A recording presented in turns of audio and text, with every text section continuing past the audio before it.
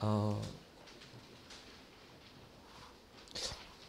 제 설교를 오늘 이제 밥상으로 좀 비교하자면 제가 일부 설교한 다음에 느낀 건데 이제 제 설교가 조금씩 이렇게 다르기도 한데 이제 밥상으로 비교하자면은 좀 현미밥인 것 같아요.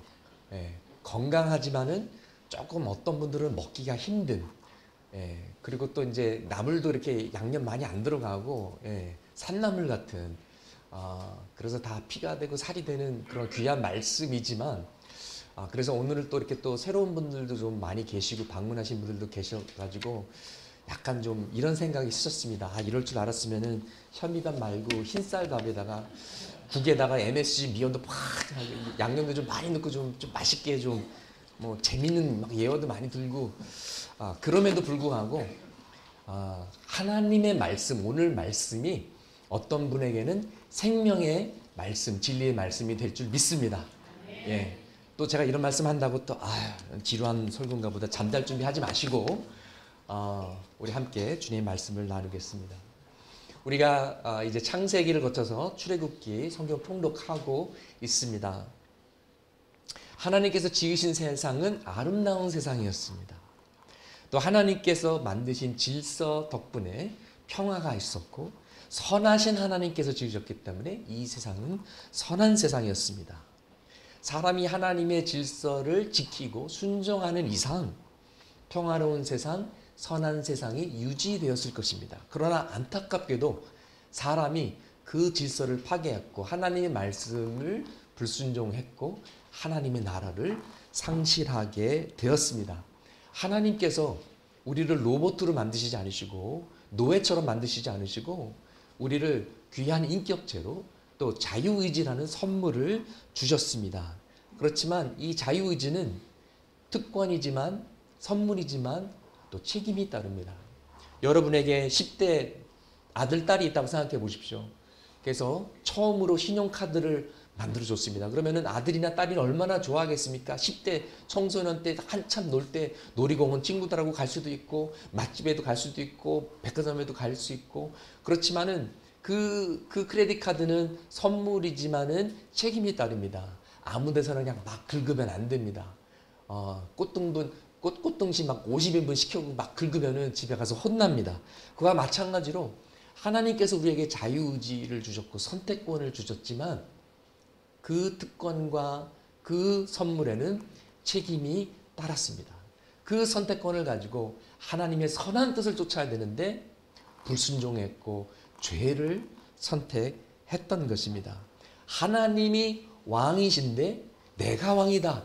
내 마음대로 살겠다라고 하나님으로부터 독립을 선언해 버린 것입니다. 그래서 하나님의 나라를 상실했지만 바로 그 순간부터 하나님께서 다시 하나님 나라를 회복하시려고 결정하셨고 작심하셨고 벌을 주시는 와중에서도 여자의 후손 가운데 메시아가 나올 것이고 구원을 이루실 것이라고 예정하시고 예언하셨습니다. 아담과 하와는 아주 많은 아들과 딸들을 낳았습니다. 수많은 아들, 딸들을 낳았는데 그 중에서도 우리가 알고 있는 이름은 3명밖에 없습니다. 가인과 아벨 그리고 셋. 왜 이 3사람 이름만 등장했을까요? 그것은 하나님께서 원래 아벨을 통해서 메시아 라인을 만드시고 메시아가 태어나게 하시고 예배자들이 나오고 하나님 나라를 회복시키려고 했는데 죽은 아벨을 대신해서 셋을 부르셨고 선택하셔서 그 메시아 라인이 흘러가게 하십니다. 창세기 4장 26절 함께 보시겠습니다. 함께 읽으시겠습니다. 셋도 아들을 낳고 아이의 이름을 에노스라고 하였다. 그때 비로소 사람들이 주님의 이름을 불러 예배하기 시작하였다. 아담과 하와에게 많은 자녀들이 있었지만 하나님을 무시했고 너무나 바빴고 하나님을 경외하지 않았는데 셋이 아들을 낳으니까 그때야 비로소 사람들이 하나님을 찾게 되었고 하나님을 예배하게 되었던 것입니다. 그리고 창세기 5장으로 넘어가서 아담과 셋의 족보가 계속 이어집니다. 여러분 족보를 읽을 때마다 지루한 느낌이 옵니다. 예, 저도 그랬습니다. 누가 누구를 낳고 예, 나랑 상관없는 사람들 같고 이름도 발음하기 힘든 사람들의 족보가 계속 나오니까 어떨 때는 짜증이 납니다. 그런데 여러분 족보를 읽으실 때 이것을 기억하시길 바랍니다. 우리가 인터넷 검색하면서 클릭 할 때 뭔가를 찾고 있는 것처럼 족보가 나올 때 하나님께서 누구를 찾고 계시는구나. 하나님께서 한 사람을 찾고 계시는구나. 이것을 기억하시길 바랍니다. 그래서 아벨이 죽은 다음에 셋을 찾았습니다. 그 다음에 셋의 아들을 찾으시고 그 다음에 족보를 쭉 내려가면서 그 다음에 하나님께서 에녹을 찾으셨습니다. 에녹이 하나님과 동행했다고 기록되어 있고요. 또 하나님께서 계속해서 사람을 찾으면서 그 다음에 찾은 사람이 노아였습니다. 의로운 노아였고 그 다음에 찾은 사람이 아브라함이었습니다. 이렇게 하나님은 언제나 사람을 찾고 계십니다. 누가 나를 예배할 것인가? 누가 내 얼굴을 찾을 것인가? 누가 내 명령에 순종하고 내가 사용할 수 있는가? 우리 시편 14편 2절 같이 읽으시겠습니다. 주님께서는 하늘에서 사람을 굽어 보시면서 지혜로운 사람이 있는지 하나님을 찾는 사람이 있는지를 살펴보신다. 또 역대하 16장 9절 첫 부분 읽겠습니다.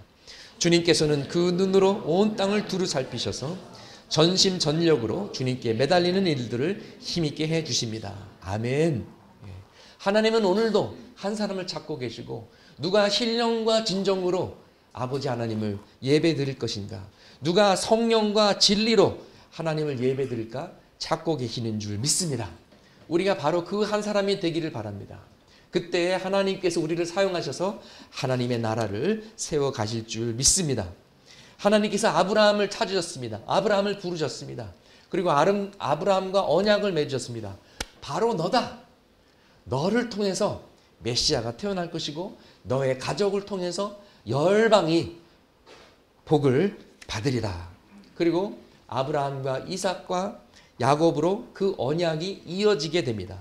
하나님이 맺으신 언약은 유효기간이 있는 것이 아니라 영원한 언약이기 때문입니다. 흉년이 왔습니다. 기근이 왔습니다. 그러나 야곱의 아들 요셉 덕분에 이집트로 피난 가게 되고 그곳에서 이민하면서 이 어려운 시간을 잘 견디게 됩니다. 그러다가 애굽에서 정착하게 되는데요.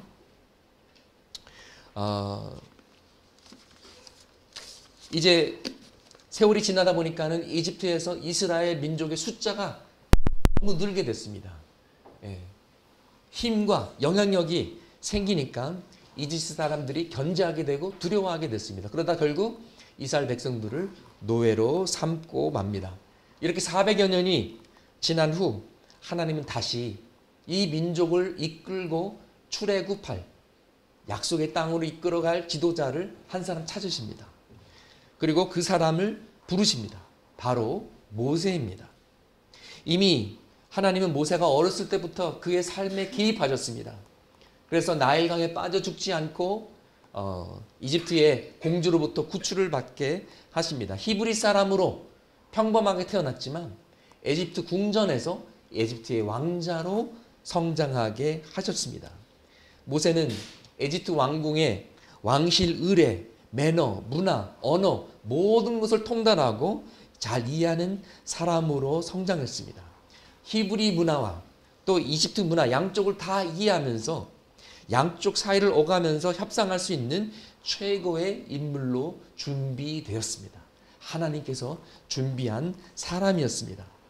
여러분이 겪어온 인생, 여러분이 가지고 있는 은사, 여러분이 경험한 모든 것 하나도 낭비되지 않고 하나님께서 사용하실 줄 믿습니다.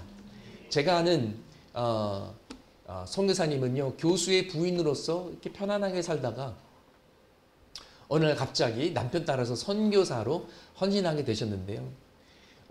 한국에 살면서 그냥 취미생활로 뭐 인형 만드는 거, 그 다음에 이제 뭐 커피 바리스타처럼 뭐 커피 내리고 이런 것들이 선교지에 가니까 아주 유용하게 사용이 됐다고, 너무나 놀랐다고 그런 고백을 한 것이 기억이 납니다.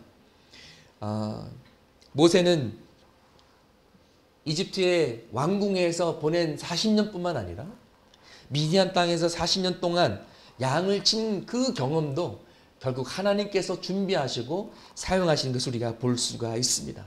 나중에 이스라엘 백성들을 광야에서 이끄는데 그 40년 동안에 양을 치고 보냈던 그 시간이 얼마나 유용하게, 얼마나 큰 도움이 되었겠었습니까? 요셉이 보디발의 집에서 집안 살림 돌본 것 절대로 낭비되지 않았습니다. 감옥에서조차 그 감옥 시스템을 관리했던 것들 주님께서 다 사용하셨습니다. 미래를 향한 훈련이었고 절대 시간 낭비가 아니었습니다. 모세는 이제 한때는 잘 나갔던 에집트의 왕자였지만은 이제 그 삶을 포기하고 그저 단순 노동자로서 그냥 바보 같은 양들과 40년을 보내면서 어떤 꿈이라든지 비전이라든지 이런 것들은 다 접고 그냥 살고 있었습니다. 모세는 몰랐지만 그때도 하나님께서 모세와 함께 하셨고 정말 민족의 영웅이요, 민족의 구원자로 그를 준비시키고 계셨던 것이었습니다. 할렐루야. 여러분 지금 앞이 안 보이십니까? 여러분에게 비전도 없고 꿈이 없습니까? 지금 아무것도 안 하고 있는 것 같습니까? 제자리 걸음하는 것 같고 있습니까?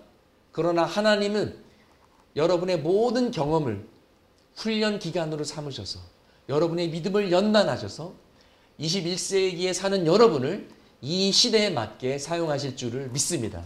아멘. 예수님께서는 나사렛 예수라고 불리심을 받았습니다. 사람들이 그 당시에 나사렛은 알아주지 않았습니다. 나사렛? 나사렛 지방 아니야? 거기 깡촌 아니야? 뭐 나사렛에는 휴게소도 없는 것 같은데? 나사렛 예수? 네. 그러나 오늘날 우리가 귀신을 쫓을 때도 어떻게 명령합니까? 내가 곧 나사렛 예수의 이름으로 명령하노니, 이렇게 명령하면은 귀신들이 놀라서 도망갑니다. 21세기 대한민국의 부흥의 불길이 천호동에서 시작되기를 소망합니다. 사람들이 천호동이 어디지? 거기에 뭐가 있지? 그러다가 나중에 왜 있잖아. 창립교회가 천호동에 있잖아. 그래서 그 천호동, 그런 말이 나오기를 소망합니다. 아멘. 자, 이제 하나님께서 본격적으로 움직이십니다. 우리 출애굽기 2장 23절에서 25절 같이 보시고 읽으시겠습니다. 세월이 많이 흘러서 이집트의 왕이 죽었다. 이스라엘 자손이 고된 일 때문에 탄식하며 부르짖으니 고된 일 때문에 부르짖는 소리가 하나님께 이르렀다. 하나님이 그들의 탄식하는 소리를 들으시고 아브라함과 이삭과 야곱에게 세우신 언약을 기억하시고 이스라엘 자손의 종살이를 보시고 그들의 처지를 생각하셨다. 아브라함과 이삭과 야곱에게 맺으신 그 언약을 기억하셨다라는 것입니다. 하나님은 한 번도 약속을 잊어버리신 적이 없습니다. 그러나 이제 때가 참에 하나님의 시간, 카이로스 시간이 임하였기 때문에 이제 본격적으로 역사하십니다. 여러분, 이스라엘 백성들이 400여 년을 기다렸기 때문에 얼마나 지쳤겠습니까? 기다리고 기도하고 언제 하나님 우리 백성을 구원하실 것인가? 포기한 사람도 있었을 것이고 낙심된 사람들도 있었을 것입니다. 그러나 하나님께서 다 생각이 있으셔서 하나님께서 정하신 시간이 있었기 때문에 때가 찰 때까지 기다리셨다가 드디어 이제 움직이시기 시작하신 것입니다. 여러분도 하나님께 기도하다가 응답을 기다리다가 하나님의 시간을 기다리다가 지칠 때가 있으셨을 것입니다. 또 지칠 때가 올 것입니다. 하나님, 우리 식구들은 언제 구원해 주시렵니까? 하나님, 우리 교회는 언제 부흥합니까? 하나님, 믿음을 떠난 탕자들은 언제 주님 품으로 다시 돌아옵니까? 통일은 언제 이루어지고 열방은 언제 복음화되고 우리 대한민국 사회는 언제 변화되어서 다 같이 살기 좋은 그런 나라가 될 것입니까? 기도하면서 답답하고 미래가 절망스러울 때가 있습니다. 하나님, 나의 기도를 언제 들어줄 것입니까? 나의 문제를 언제 해결해 주실 것입니까? 언제 역사하실 것입니까? 그러나 여러분, 우리가 보이지 않는다고 해서 하나님이 안 계신 것이 아닙니다. 우리가 느끼지 못한다고 해서 하나님께서 역사하고 계신 것이 아닙니다. 보이지 않는 중에도, 느끼지 못하는 중에도 하나님은 오늘도 살아계셔서 우리 가운데 역사하시는 줄 믿습니다. 믿음은 절망하지 않고 소망 가운데 하나님의 때를 기다리는 것입니다. 믿음은 절망하지 않고 하나님을 기다리는 것입니다. 하나님의 때를 기다리면 그때 하나님께서 하나님의 방법으로 하나님의 뜻을 아름답게 이루실 줄 믿습니다. 하나님께서 이스라엘을 이집트에서 구출하는 과정에서 10가지 재앙을 보내십니다. 오늘 본문은 10번째 그 마지막 재앙을 다루고 있습니다. 이집트 땅의 사람과 동물의 모든 처음 난 것들을 치시겠다고 하십니다. 그리고 이것은 이스라엘 사람이든 에집트 사람이든 상관없이 하나님을 믿든 믿지 않든 상관없이 모두에게 임하는 심판입니다. 그리고 이것을 피할 길은 오직 한 길밖에 없는데 하나님의 지시를 따르는 것입니다. 바로 그것은 어린 양의 피로써 구원을 받는 것입니다. 23절 보시겠습니다. 같이 읽겠습니다. 주님께서 이집트 사람들을 치려고 지나가시다가 상인방과 좌우 문설주의 바른 피를 보시고 파괴자가 여러분의 집을 치러 들어가지 못하게 하실 겁니다. 파괴자, 심판자, the destroyer, 하나님의 심판을 집행하는 이 죽음의 천사를 어느 누구도 막을 수가 없습니다. 우주의 최강의 능력이라고 할 수 있습니다. 누가 감히 맞서겠습니까? 그러나 맞설 길이 딱 하나 있습니다. 어린 양의 피입니다. 어린 양의 피만이 이 파괴자를 막을 수 있습니다. 여러분 이해되십니까? 이게 어찌된 일입니까? 잘 이해가 안 될 수가 있는데 좀 더 우리가 이것을 이해하려면은 창세기부터 시작되는 어린 양의 이야기를 우리가 이해해야 됩니다.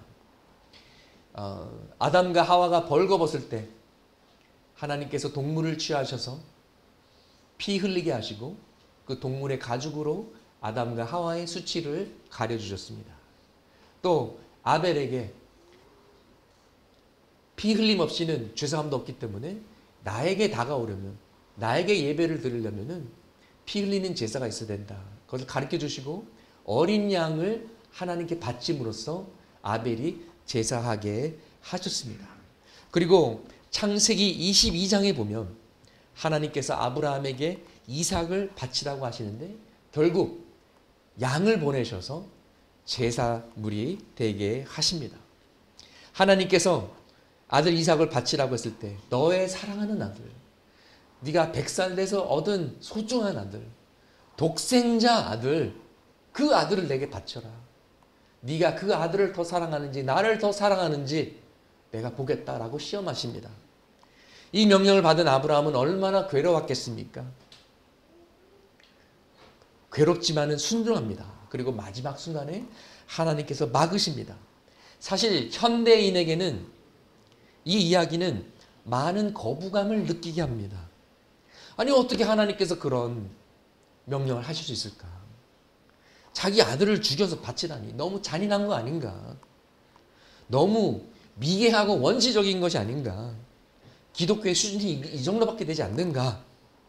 사실 제가 대학교 때 성경 공부를 할 때 이거를 가지고 성경 공부를 하는데 예수를 믿지 않는 자매가 여대생이 와서 같이 그 성경 공부에 참여하다가 이 똑같은 질문을 던졌어요.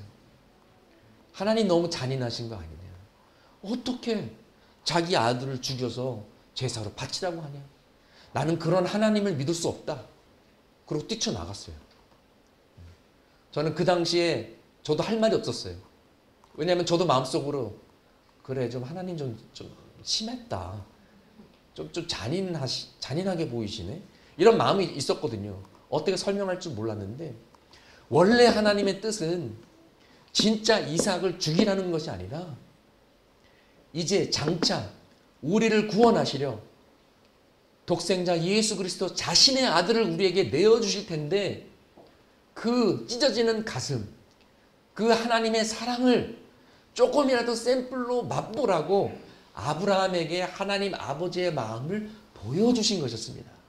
잔인한 하나님이 아니라 자비로운 하나님인데 이것을 우리가 제대로 이해해야지 오해하면은 안 되는 것입니다. 그런데 놀라운 것은요, 우리 현대인은 이거 이해하지 못하잖아요.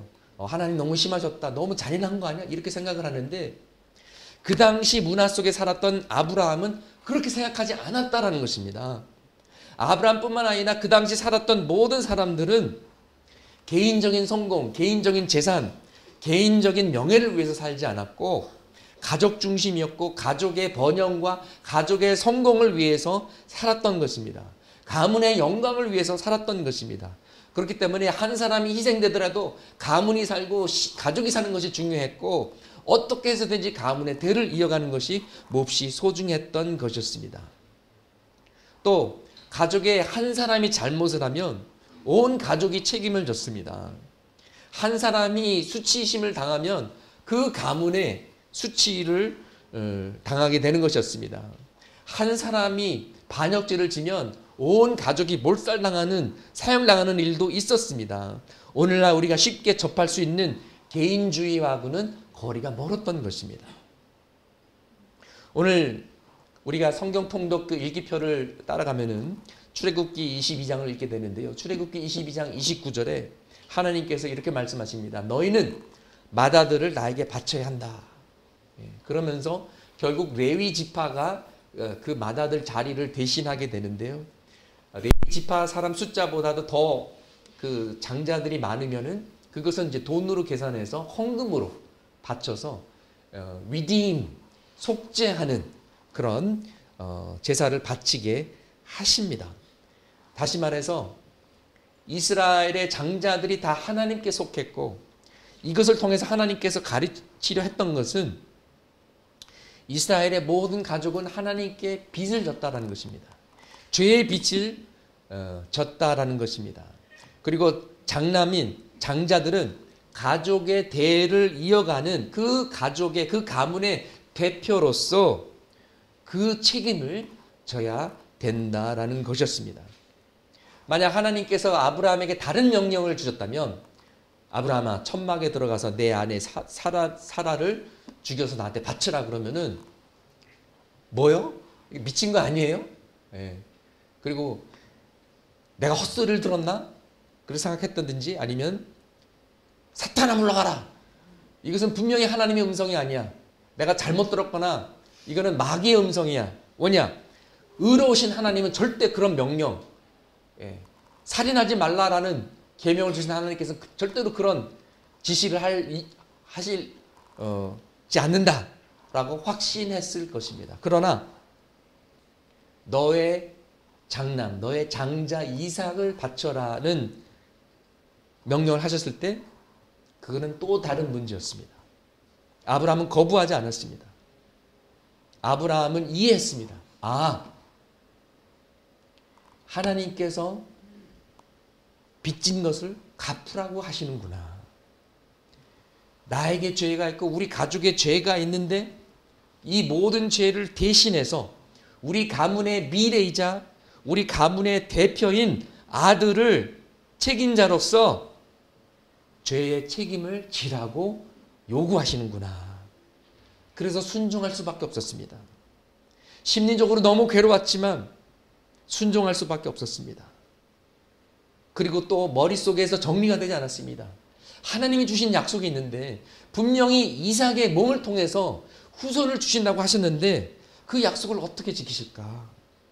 그러면 이삭이 죽었다가 하나님께서 다시 이삭을 부활시켜서 다시 살리시려나? 이런 생각을 하면서 잠자지 못하고 엎치락 뒤치락 하면서 밤을 새웠던 것입니다. 드디어 이삭과 함께 모리아산을 올라갑니다. 이삭이 나무를 지고 올라갑니다. 칼도 챙겼고 불도 챙겼습니다. 그리고 이삭이 물어봅니다. 아버지, 여기 나무도 있고 칼도 있고 횃불도 있는데 제사로 바칠 어린 양은 어디 있습니까? 그 이야기를, 그 질문을 받은 아버지의 마음이 어떻겠습니까? 침을 꿀떡 삼키면서 가슴이 철렁하면서 애야, 하나님께서 직접 어린 양을 공급하실 것이다. 여호와 이래.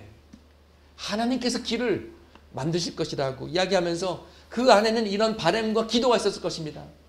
제발 하나님께서 양을 보내주셔서 네가 죽지 않기를 바란다.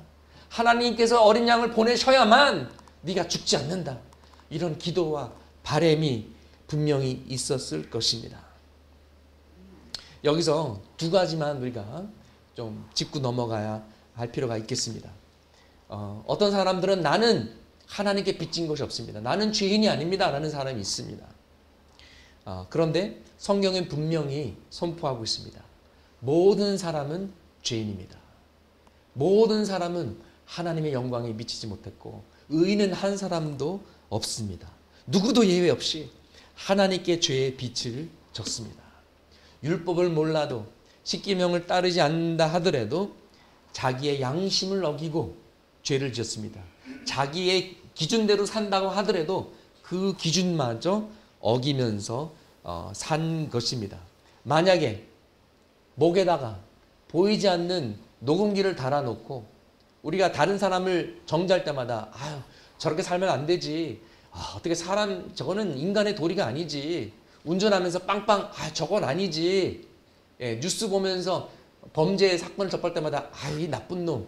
이럴 때마다 이거를 녹음해서 하나님의 기준도 아니요. 십계명도 아니요. 자기 자신의 기준으로 맨 마지막에 심판날에 그 사람을 심판한다고 했을 때 자기 기준에 미치는 사람은 한 사람도 없을 것입니다. 왜냐하면 죄성 때문에 자기가 바라보는 자기의 이상의 모습으로 살지 못하기 때문인 것입니다. 그렇기 때문에 유대인이든 유대인이 아니든 이방인이든 종교인이든 무신론자이든 누구든지 어떤 기준이라도 지킬 수 없는 우리는 모두 죄인인 것입니다. 두 번째는 그럼 그냥 하나님께서 그냥 우리 다 용서해 주시면 안 되나? 그냥 우리 다 살려주시면 안 되나? 이렇게 쉽게 생각하는 사람들이 있습니다. 그런데 죄의 대가는 누군가가 꼭 치러야 됩니다. 여러분 상상해 보세요. 누가 여러분의 마음에 상처를 줬습니다. 그러면 여러분에게는 두 가지 선택이 있습니다. 그 사람의 빚을 갚아주거나 그 사람이 빚졌기 때문에 그 사람에게 복수하거나 그 사람을 용서하거나 둘 중에 하나예요. 첫 번째는 그 사람이 여러분에게 상처 준 것처럼 똑같이 상처를 주는 겁니다. 복수하는 것이죠. 빚을 갚는 것이고 죄의 대가를 치르게 하는 것입니다. 그것이 이 세상의 법입니다. 이 세상이 말하는 정의입니다. 지난번에 미국이 이란의 장군을 죽였습니다. 그래서 이란이 미사일 쐈습니다. Eye for eye, tooth for tooth. 죄를 지면 감옥에 가고 벌금을 무는 것이죠. 아니면 두 번째 선택이 있는데 그 사람을 용서해 주는 것이죠. 근데 거기에는 과정이 있습니다. 그냥 용서하고 끝이 아닙니다. 내가 대신 빚을 갚아야 되는 것입니다. 나에게 고통이 따릅니다. 나에게 희생이 따릅니다. 왜냐하면 내가 때리고 싶은데 참는 것입니다. 내가 욕하고 싶은데 참는 것입니다. 나쁜 생각을 하고 싶지만 나쁜 말을 하고 싶지만 참고 분노를 삼키는 것입니다. 그 사람의 빚을 내가 대신 내어주는 것입니다. 그러면 내 마음이 고생합니다. 내가 희생하게 됩니다.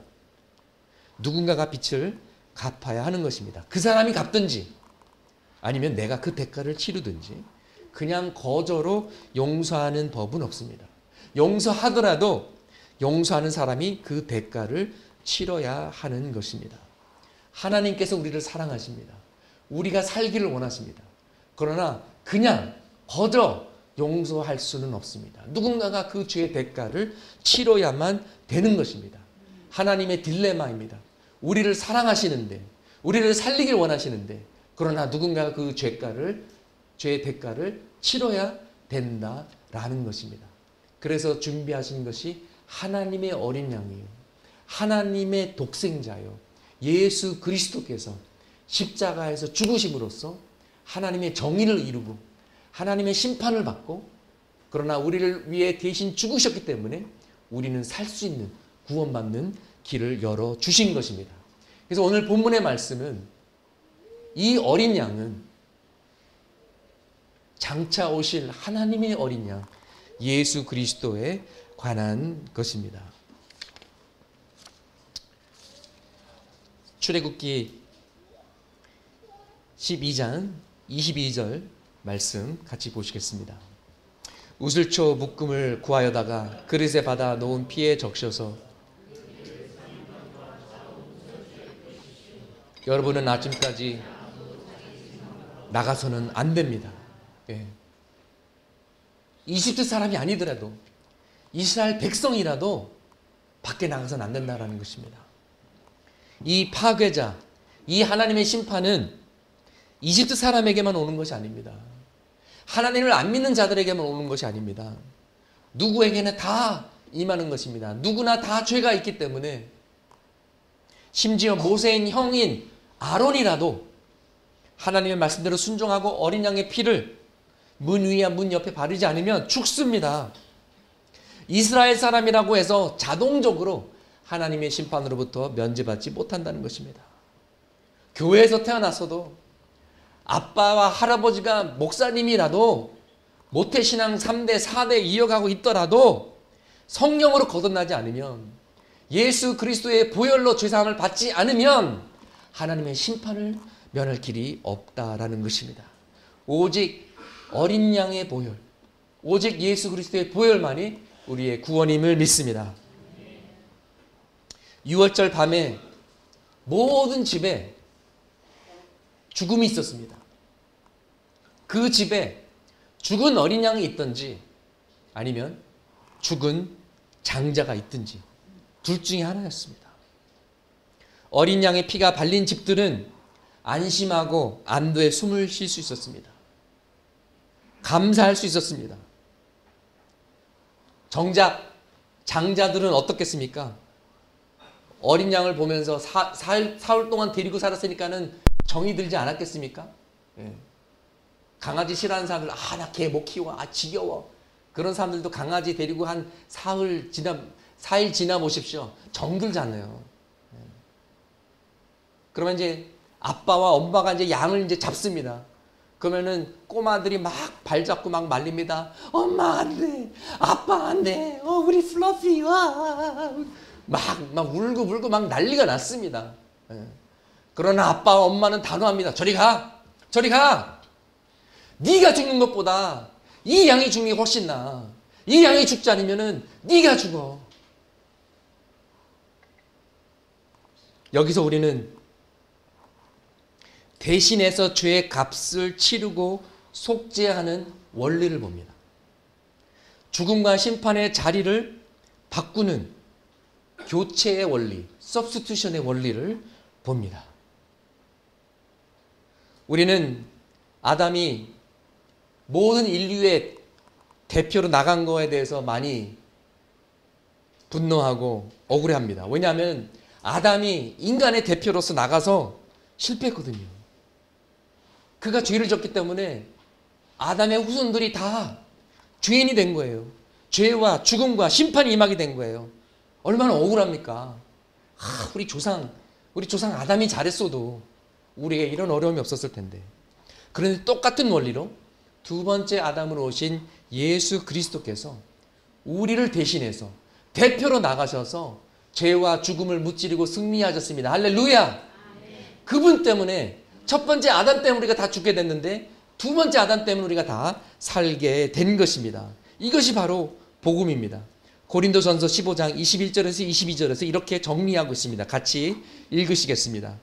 한 사람으로 말미암아 죽음이 들어왔으니 또한 한 사람으로 말미암아 죽은 사람의 부활도 옵니다. 아담 안에서 모든 사람이 죽는 것과 같이 그리스도 안에서 모든 사람이 살아나게 될 것입니다. 예. 이 원리를 우리가 다윗과 골리앗의 이야기에서 볼 수가 있습니다.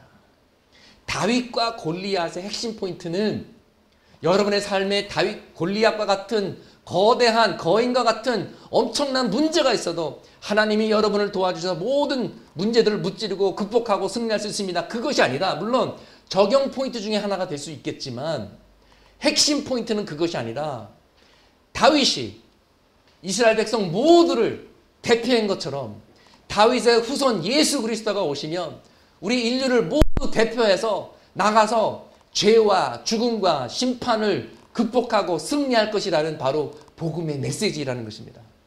창세기부터 요한계시록까지 매 성경 페이지마다 이 복음의 코드가, 복음의 메시지가 담겨져 있는 것입니다. 오늘 본문 말씀의 복음의 코드는 아브라함이, 이사가, 여호와 이래 하나님께서 어린 양을 직접 보내실 것이다. 준비하실 것이다. 말한 것처럼 6월절에 어린 양을 보내주셨고 그리고 또 6월절이 지나서 궁극적인 하나님의 어린 양 침례 요한이 외쳤던 것처럼 보라 이 세상의 죄를 지고 가는 하나님의 어린 양을 보라 바로 예수 그리스도를 메시아로 보내주신 것입니다. 그것이 오늘 말씀의 포인트예요. 뭐 양을 구워서 먹고 이런 것이 아니라 핵심 포인트는 우리에게 하나님께서 직접 준비하신 우리의 죄를 대신할 우리를 위해 피 흘리실 구세주가 있는데 어린 양이 있는데 바로 그분이 예수 그리스도이시라는 것입니다. 그래서 유대교의 핵심에는 6월절 만찬이 있습니다. 기독교 핵심에는 무엇이 있습니까? 성만찬이 있습니다. 떡과 잔이 있습니다. 예수님께서 최후의 만찬 때 일어서셔서 제자들에게 말씀하십니다. 보통 6월절 저녁 식사 때 인도자, 주로 이제 가장이자 아버지가 일어서서 6월절의 식사의 의미를 설명합니다. 우리가 누룩이 들어간 이스트가 들어가지 않는 빵을 먹는 것은 우리가 그날 급하게 출애굽해서 피난 가야 했기 때문에 빵을 부풀릴 시간이 없었단다. 우리가 쓴뿌리, 고추냉이, 와사비죠. 쓴뿌리를 먹는 것은 노예의 시절이 너무나 비참하고 쓰고 쓴 고난의 시간이었기 때문에 우리가 쓴뿌리를 먹는 것이다. 우리가 양을 먹는 것은 그때 양의 피를 발라서 우리가 죽지 않고 살았기 때문에 이런 것들을 쭉 설명해 주십니다. 그러면서 뭐라고 했냐면은 이 빵은 우리 조상의 고통의 빵이다. 우리 조상들이 광야에서 고생해서 우리가 자유를 얻게 되었다. 이런 설명을 해야 되는데 예수님께서 뭐라고 말씀하시냐면은 이것은 나의 몸이다. 받아 먹어라. 이 잔은 내 피다. 받아 마시라. 이 빵은 내가 겪을 고통의 빵이다. 이 잔은 내가 죄를 위해서 흘릴 십자가의 피다. 나의 고통을 통해 나의 죽음을 통해 너희가 죄와 죽음으로부터 자유를 얻고 구원을 얻게 될지어다 라고 말씀을 하시는 것입니다. 그날 6월절 밤에 거기에 빵도 있었고 잔도 있었습니다. 그런데 양고기가 있었다는 얘기는 없습니다. 어린 양 이야기가 나오지 않습니다. 아직 식사 가운데 나오지 않았기 때문이었을까요? 아니면 의도적으로 양고기를 시키지 않아서였을까요? 그러나 분명한 것은 그 자리에 하나님의 어린 양 예수 그리스도가 그 자리에 계셨더라는 것입니다. 예수님께서 우리의 6월절 양으로 오셔서 그의 피로 우리가 죽음과 심판을 겪지 않고 구원을 얻게 된 것입니다. 우리가 예수 그리스도의 십자가의 보혈을 믿을 때 우리의 죄가 모두 용서를 받고 죄와 죽음으로부터 하나님의 심판으로부터 구원을 받는 줄 믿습니다. 침례 요한이 외쳤던 것처럼 보라! 이 하나님의 어린 양을 보라. 우리가 오늘 말씀을 통해서 하나님의 어린 양을 보면서 이 깨달음이 우리에게 임하면서 주님, 내가 주님의 은혜에 빚진 자 되었습니다. 내가 복음의 빚진 자 되었으니 복음을 전하겠습니다. 내가 하나님의 사랑을 이렇게 받았기 때문에 변화된 삶을 살겠습니다. 내가 이렇게 구원을 받았는데 이제는 내 자신만을 위해서 살지 않고 하나님을 위해서 헌신된 삶을 살겠습니다. 이렇게 기도하기를 소망합니다. 오늘 본문 12절 보시길 바랍니다. 같이 읽으시겠습니다. 그날 밤에 내가 이집트 땅을 지나가면서 사람이든지 짐승이든지 이집트 땅에 있는 처음 난 것을 모두 치겠다. 그리고 이집트의 모든 신을 벌하겠다. 나는 주다. 이집트의 모든 신을 심판하겠다고 말씀하셨습니다. 왜 10가지 재앙을 하나님께서 내리셨을까요? 이스라엘 백성들은 400여 년 동안에 에집트에 살면서 애국화되었습니다. 세속화되었습니다. 그 땅의 물을 마시다 보니 그 땅의 문화를 마시다 보니 그 문화권, 그 가치관, 그 세계관에 들어가게 되었습니다. 그리고 에집트가 섬겼던 우상들을 본인의 마음속에서도 섬기게 되었던 것입니다. 이 오래 묵은 잘못된 신앙과 우상들을 깨트리는 작업이 필요했습니다. 그래서 하나님께서 10가지 재앙을 보내시면서 그때마다 이집트의 우상들, 이집트의 거짓 신들을 심판하셨던 것이었습니다. 예를 들어 첫 번째 재앙은 나일강이 피로 변하는 그런 재앙이었습니다. 이집트 백성들은 나일강의 신을 섬겼습니다. 나일강을 치신 것은 나일강의 거짓 신을 치신 것입니다. 또 개구리들이 막 몰려와서 괴롭히는 그런 재앙이 있습니다. 그 당시에 개구리 얼굴을 가졌던 헤케트라는 우상이 있었습니다. 출산의 신이라고 에집트 사람들이 섬겼던 우상이었습니다. 이런 식으로 하나씩 참된 신은 여호와 하나님밖에 없다. 에집트의 신들은 다 우상이다. 가짜다. 하나님께서 하나씩 심판하시는 것입니다. 우리도 예수를 믿을 때 예수 믿는다고 당장 우리의 삶이 변화되지 않지 않습니까? 영혼은 거듭났는데 우리의 습관은 거듭나지 않았어요. 우리의 지갑은 거듭나지 않았어요. 우리의 입술은 거듭나지 않았어요. 교회 다닌다고 하면서 계속 가십하고 거짓말하고 사기치고 남에게 상처 주는 말하고. 우리가 예수를 믿으면 우리가 일하는 방법도 바뀌어야 됩니다. 거짓말하고 사기치면 안 됩니다. 우리가 예수를 믿으면 우리가 돈과 재정을 다루는 방법이 달라져야 됩니다. 우리가 권력을 접근하는 방법도 달라져야 됩니다. 갑질하면 안 됩니다. 성에 대해서 우리가 순결해야 됩니다. 히브리어에 아보다라는 말이 있는데요. 이 말은 예배라는 뜻도 되고요. 섬김이라는 뜻도 되고요. 봉사라는 뜻도 되고요. 일한다라는 뜻도 됩니다. 하나님께서 아담에게 에덴 동산에 넣어서 일하게 하셨다. 그것도 아보다입니다. 그리고 하나님께서 바오로야 내 백성을 가게 하라. 이스라엘 백성들이 나와서 나를 예배하게 하라. 그 단어도 아보다입니다. 우리의 예배와 삶과 봉사가 일치되기를 소망합니다. 이 마지막 재앙은요, 모든 10가지 재앙이 에집트의 거짓 신들에 대한 심판이었듯이 이 마지막 재앙은 바오로에 대한 심판입니다. 왜냐하면 바오로 왕은 자기가 신이요, 태양신 라의 아들이요, 절대 권력자라고 믿었기 때문에 바오로를 심판하십니다. 모세 때 남자아기가 나면 다 나일 강에 던져서 죽이라고 했던 이 바오로, 이 바로의 아들을 치십니다. 하나님은 이스라엘을 장자로 여기시는데 네가 나의 장자를 못 가게 하니까 내가 너의 장자를 치겠다라고 말씀하십니다. 동시에 또 다른 우상을 깨트리시는데 양의 머리를 한 크놈이라는 신을 이집트 백성들이 섬기고 있었습니다.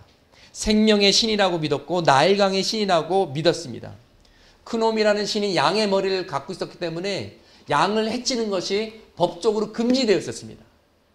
어느 정도냐면은 양을 죽이면 그 벌칙이 뭔지 아십니까? 사형죄였습니다. 지금도 인도의 어느 곳에 가면은 뭐 소를 신령하게 생각하기 때문에 소를 건드리면 안 되는 것처럼 그 당시에 양을 건드리면은 안 되는 거였습니다. 불법이었습니다. 그런데 모든 집안에서 한 마리씩 양을 가지고 가서 4일 동안이나 데리고 있으라고 했습니다. 그러면 사흘 지나면요, 어느 집에 양이 있는지 다 알아요. 여러분, 제가 여러분에게 양을 드리면 뭐 하루는 숨기실 수 있을지 몰라요. 예. 아파트에 데려가서 야 조용히 해. 엘리베이터에 타가지고 야 조용히 해. 하루 이틀 숨길 수 사흘 못 숨깁니다. 예. 그러니까는 에집트 국민들이 다 아는 거예요. 죄송합니다. 양이 어디 있는지 다 아는 거예요. 예. 그리고 공개적으로 양을 죽이는데요. 그 당시에 이스라엘 백성들이 300만 명이 있다고 하면 10사람이 한 마리를 먹었다고 해도 30만 마리를 해질녘에 죽입니다. 예수님께서 왜 해질녘에 돌아가시는지 아세요? 어린 양을 해질녘에 죽여야 되거든요. 그래서 저녁에는 양 잡는 소리, 그리고 새벽에는 장자들이 죽어서 애통하고 우는 소리, 대단한 소동이 일어나는 것입니다. 그리고 어느 집이 법을 어겼는지 어느 집이 양을 죽였는지 숨길 수가 없어요. 왜냐하면은 피를 발라서 문 위 아래 다 이렇게 피를 발랐기 때문에 추적이 가능해요. 이것은 하나님께서 이스라엘 백성들에게 결단을 요구하신 것입니다. 결단을 요구한 것입니다. 하나님을 믿지 않으면 파괴자 심판의 천사가 지나갈 때 장자들이 다 죽습니다. 그러나 하나님의 말씀에 순종해서 양을 죽이면 사형죄가 임하게 되고, 그리고 혹시라도 만에 하나 출애굽하는 데 실패해서 에집트에 남게 되면 망하는 거죠. 죽는 거죠. 그래서 이래도 죽고 저래도 죽게 생겼는데 목숨을 걸고 하나님을 신뢰하고 순종할 것이냐, 아니면 하나님을 믿지 않고 장자가 죽고 그런 상황을 맞닥뜨리게 될 것이냐, 하나님께서 결단하라고 하신 것입니다. 이스라엘 백성들은 용감하게 순종합니다. 여러분은 어떻게 하시겠습니까? 하나님께서 여러분에게 순종하라고 하실 때 여러분은 목숨 걸고 용감하게 순종하시겠습니까? 여러분, 이 세상에 하나님의 심판이 임합니다. 지금 중국에서 노바 바이러스 때문에 난립니다. 그러나 그런 일들은 성경에서 이미 예언하고 있는 일들입니다. 슈퍼 바이러스가 생겨서 많은 사람들이 병 때문에 죽을 것입니다. 요한계시록에서 말하고 있습니다. 지진이 임할 것입니다. 전쟁이 생길 것입니다. 기근이 임할 것입니다. 그러나 예수 그리스도의 보혈을 붙잡는 사람들은 구원을 받으실 것입니다. 우리가 하나님께 감사할 수 있는 이유는 바로 이것인 것입니다. 우리가 오늘 말씀을 통해서 나를 위해 죽으신 주님 감사합니다.